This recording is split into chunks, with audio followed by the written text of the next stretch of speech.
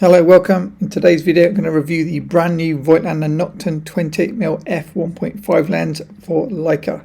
I'm going to include both the Type 1 lens and the Type 2 lens so you know the differences between them, alternative 28mm lenses, including talking about Type-Op and the stats of the brand new Type-Op lens, a comparison with the excellent Ultron f2 lens, some pixel peeping test photos and some real world photos shot in Lisbon over the last 3 days.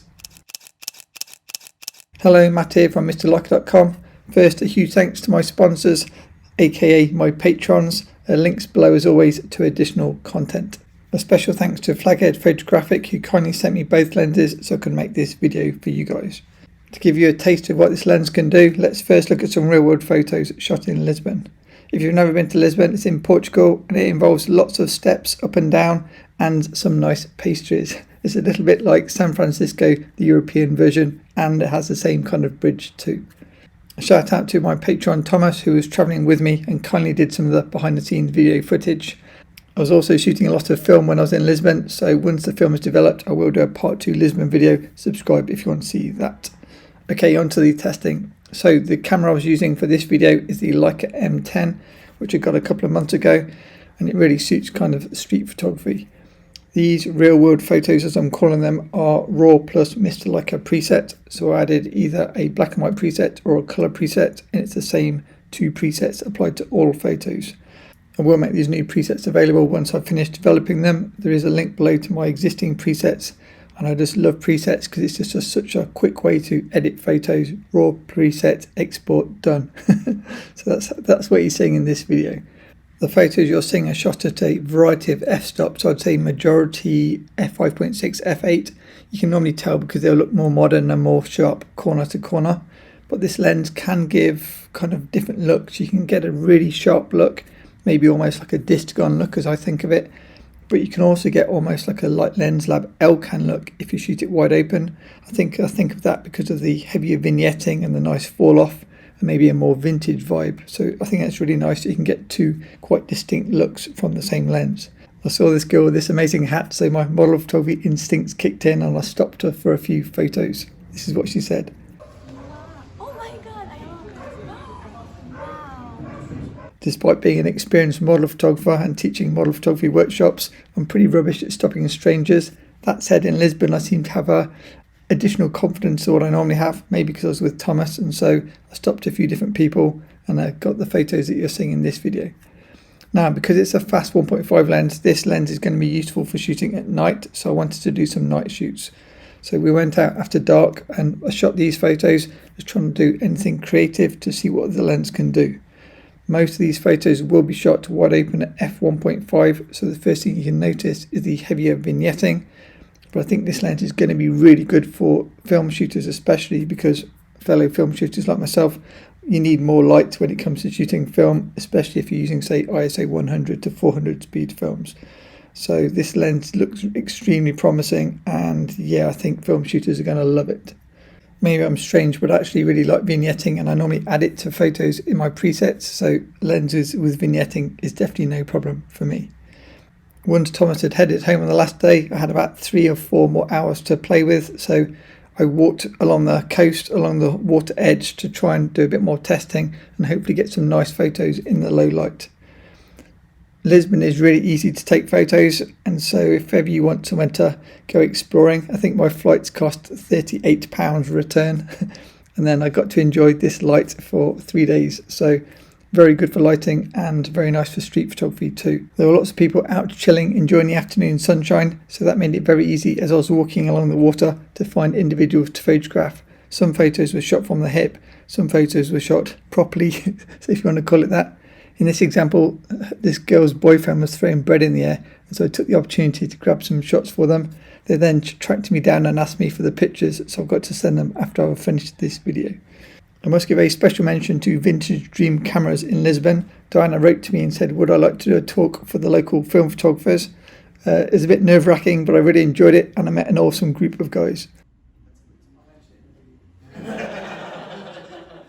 Okay, on to the technicals. What's the difference between the Type 1 and Type 2 lens? At first glance, they both look similar. They both have chrome nose. I know some people don't like that, Both lenses are available in black and silver, however the Type 1 is matte black and matte silver to match my say M240 and M10. The Type 2 is chrome and black paint if that's important to you. The Type 1 has got the simple focus ring, where the Type 2, as you can see in silver here, it's got the knurled focus ring, which I know some people like. Both lenses have got the same kind of half-stop aperture clicks and close focus distance to 0.5 meters. The Type 2 is brass and so weighs 330 grams compared to only 250 grams for the Type 1. The main difference is the tab. You can attach an additional stick to the Type 2 where that screw mount is. Okay, lens performance. How good is this lens? Sun stars. As with most Voigtlander lenses, as you stop down, sun stars improve. Lens flare. This lens is pretty flare tolerant, and this is all I managed to achieve in 3 full days. Lens halation or glow. This lens will give you a bit of glow if shooting at night around points of light. And lens bokeh, you're going to get more cat-eye shaped at the edges, circular in the centre. 12 aperture blades gives you really nice round bokeh balls. Vignetting. As a fast lens you'd expect vignetting, and you do have heavy vignetting wide open, but it's gone by around 2.8 f4. I think the colours of this lens are neutral, very pleasing and not overly saturated. All the photos shared in this section are raw photos, so unedited, so this is what you're going to get out of camera. However, this photo and this photo have got a preset added just to show you a bit of pop. Lens distortion. There's very little lens distortion, but if you see a grid it does curve away slightly at the corners. And purple fringing. This lens does have purple fringing until around f4. Lens sharpness. Up close this lens is more than sharp enough wide open, as you can see from the centre of this photo, and it does give you that really nice fall off at the wider apertures, as you can see from those photos. I'll show this photo again in a second when we look at alternatives. Okay, here are some of the alternative lenses that I own and use. If you want a small walkabout lens, I'd use the TT-Ardsan, the Scopar or the Umrit. If you want a low light lens, I'd use the Ultron, the new Nokton or the Typoc. I'll talk about the Typoc in a second. First, let's compare the Ultron Mark II to the new Nokton 1.5. So I'll link the video at the end, but the Ultron outperforms all the other 28mm lenses I've tested, so that's kind of the benchmark lens to test against so far.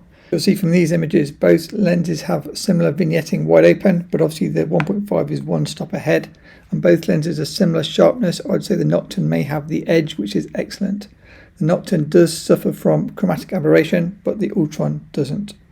The big question is, how does it compare to the brand new Typoc 28 1.4? What you're seeing here is the 35 1.4, which is a smaller lens, but on paper the Typoc is faster, more aperture blades, focuses closer and has a hood included. The Voigtlander lens is lighter, shorter, with a smaller field size, but is more expensive than the Typoc lens. So what is the verdict? First of all, if you want to see the Typoc video, make sure you hit subscribe. That lens is due next week in a few days, so I'll do a video as soon as that comes. If you're someone that shoots at f8 all day anyway, you may as well get the smaller Scopar or say like an Umrit lens. However, if you want a lens to shoot, especially say on film, and you need a fast aperture, I think the new Voigtlander lens is going to beat the Ultron, and it's one stop faster. The question is it going to beat the Typoc? Because it's literally going to be a head-to-head. Do you buy the Typoc, which is cheaper and bigger, or do you buy the Voigtlander, which is smaller and more expensive? That video to come, and I did do a lot of behind the scenes footage shooting film, so again, if you want to see more from Lisbon and lots of film photos, feel free to hit subscribe. If you missed the 35mm Typoc video, I can link that here next, together with some other 28mm lens reviews that I mentioned in this video. Thanks for watching, and see you again in the next video.